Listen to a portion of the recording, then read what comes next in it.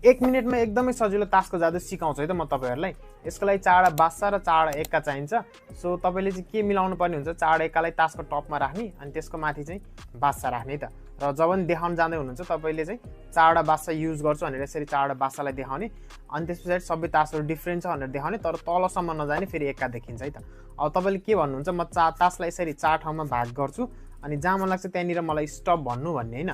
So तपाईले तासलाई यसरी राख्दै जानुहुन्छ र उले जानिर नि स्टप भन्न पायो र जानिर स्टप भन्छ, एउटा बासालाई यसरी फेस अप गरेर राख्छौं र सेम यो तीनटामा राख्दै जानुहुन्छ, जानिर स्टप भन्छ बासा राख्नुहुन्छ, फेरि पनि जहाँ स्टप भन्छ बासा राख्नुहुन्छ अनि लास्टमा जहाँ स्टप भन्छ बासा राख्नुहुन्छ र बाँकी तास हामीलाई चाहिदैन र यो 1 बाइ 1 तपाईले यसरी टिप्नुहुन्छ अनि त्यसपछि यसलाई एक कट गरेर चाहिँ बासाहरुलाई चाहिँ कतै बिचमा पुर्याइदिनुहुन्छ। अब तपाईं भित्र जानुहुन्छ अनि जहाँनिर बासा छ त्यसको माथिको तासलाई लिनुहुन्छ यसरी, यो एउटा भयो, यो अर्को भयो, यो अर्को भयो अनि यो अर्को भयो र तपाईले चाहिँ एकचोटी स्न्याप गरेर चाहिँ यो 4 बासाले 4 एक्का समायो भन्न सक्नुहुन्छ है त।